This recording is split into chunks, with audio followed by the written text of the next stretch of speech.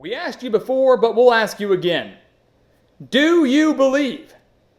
Do you believe in what Deion Sanders is building at Colorado? If you don't, you better get with the program. You better start believing, because he's building something very, very special.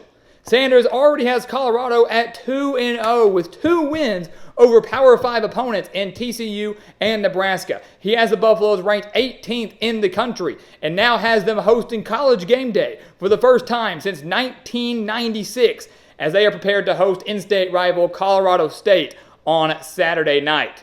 So I'll ask you again, do you believe? Do you believe? And if you don't, I can guarantee you will by the end of this game on Saturday.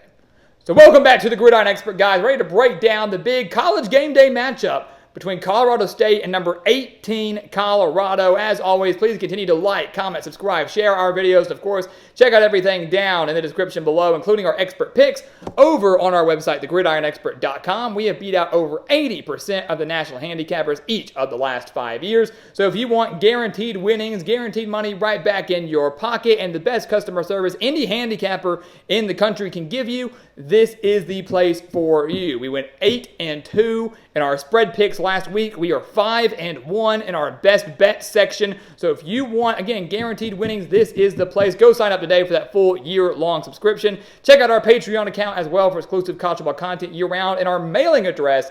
Send us some gear to that mailing address so we can represent your team in every single Gridiron Expert video. Let's take a look at this. Let's take a look at this game. Colorado State and number 18 Colorado. If you had told me a couple, weeks ago, last month, that Colorado would be 2-0, ranked 18th in the country with convincing victories over TCU and Nebraska, and they'd be hosting College Game Day, I probably would have laughed at you. I didn't believe at first. I genuinely didn't. I will own up to that. But I do now. Deion Sanders is changing the culture in Boulder. He's changing the culture of college football as we know it. And there's a lot of excitement surrounding this team and a lot of excitement surrounding this game. A renewed rivalry between the Rams and the Buffaloes, first meeting since 2019. Colorado meeting Colorado State for the 92nd time and has won 5 straight in the series. Let's see if we can make it 6. Take a look at the offense. We'll start with the Rams of Colorado State. This is a team that should improve offensively, or at least is supposed to, after having one of the worst offenses in the country in 2022. Last year, the Rams averaged just 13.2 points per game and only 286 total yards per game. It was bad.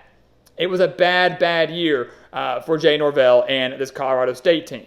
And you look what they're doing now, right? They've only played one game. Colorado State coming off a bye entering this game. They played Washington State in week 1, scored 24 points, but lost by 26. Lost 50-24 to the Cougars, who are looking very good in the Pac-12 right now. They had 357 yards in that game, including 320 through the air, which is good. Not a bad mark. 320 passing yards against a Power 5 defense isn't terrible, but Colorado State obviously in the midst of an interesting quarterback situation right now. Clay Millen was the starter in week 1 against Washington State. We expect him to be so again now, but was injured in that game against the Cougars, and Braden Fowler-Nicolasai came out and looked good.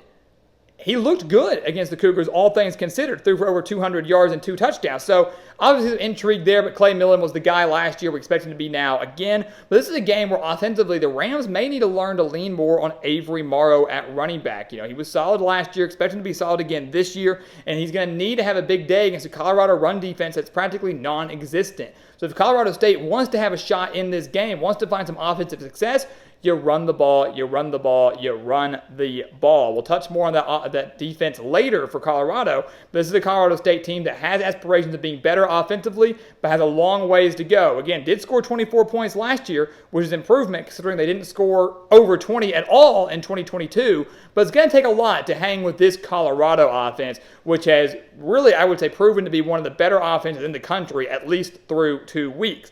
They've been phenomenal, averaging nearly 510 yards per game, over 450 passing yards per game, led by Shadur Sanders at quarterback, where he has already thrown for over 900 yards and 6 touchdowns, 0 interceptions, and is completing over 77% of his passes. He's accurate. He's got a great arm, got a great deep ball, makes good decisions, and he's electric. He is fun to watch. Its Colorado offense as a whole is fun to watch. So much talent, so much speed, You don't know who it's going to, and even if you did, it's really, really hard to stop it. So Shedeur Sanders has been outstanding. The run game, just like the run defense, is practically non-existent for the Buffaloes, averaging just a little over 50 rushing yards per game through 2 games. There's really not much success against TCU, not much success against Nebraska, but when you've got a quarterback like Shedeur Sanders, when you've got the receivers and the weapons that he has, you don't really have to worry too much about that. They have 4 guys that already have over 100 reception yards on the year. That includes Travis Hunter, who plays both ways at wide receiver and cornerback. He has 192 reception yards on the year.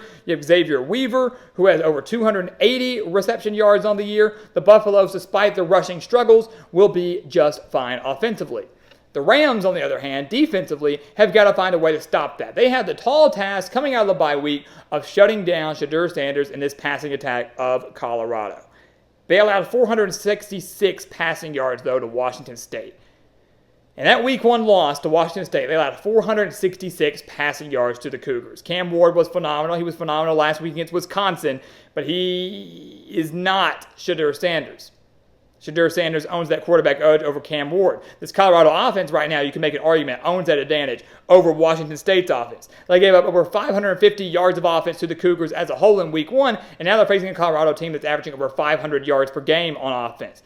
It's not a good look for the Rams. They've got to find a way to create pressure on Shedeur Sanders. They've got to find a way to break through that line and force him into some mistakes. And that's going to be the biggest thing, right? Is finding a way to maybe win this turnover battle. Force him into his first interception. Get some strip sacks. Whatever you've got to do to back Colorado up and to get the ball out of his hands and give your offense as many opportunities to score, because you're going to need them, because we know Colorado will score.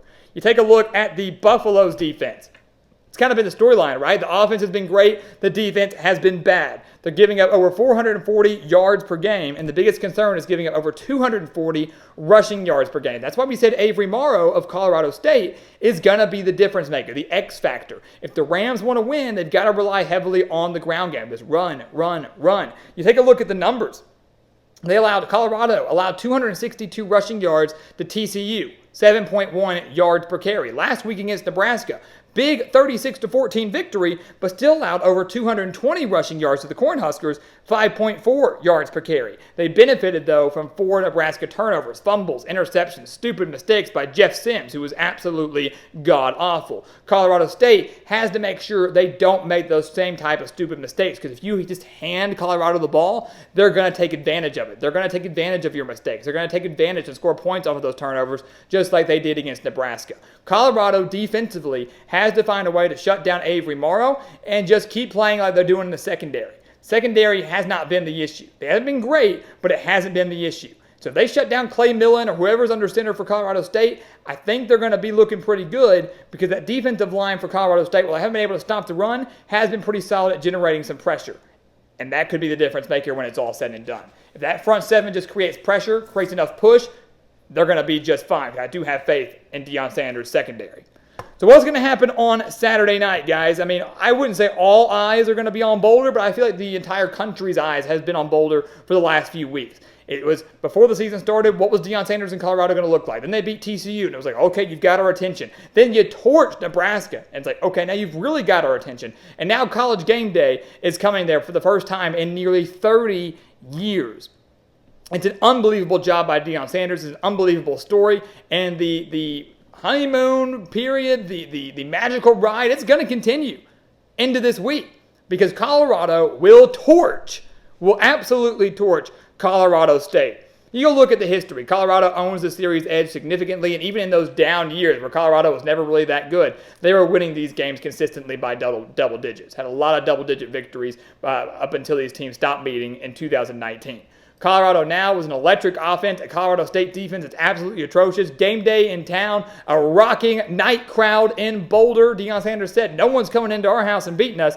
No one's going to come into our house and own us. Colorado State sure as heck isn't. Colorado wins big by at least 14 points. I'm thinking it's up closer to 20 or more. Colorado wins big. They get to 3-0, which will triple last year's win total. 3-0, top 20 team, entering conference play at Oregon, entering Week 4. And that is when the true test begins for the Buffaloes. But right now, they get another massive victory over an in-state rival, and Deion Sanders continues to make us all believe. So guys, as always, thank you so much for watching us here at the Gridiron Expert on YouTube. Make sure to continue to like, comment, subscribe, share our videos, and check out everything down in the description below, including those expert picks over on our website, thegridironexpert.com, our Patreon account for exclusive college football content year-round, and of course our mailing address to send us some of your team's gear to be featured in every single Gridiron Expert video. And once again, guys, as always, thank you so much for watching, and we'll see you next time right here on the Gridiron Expert.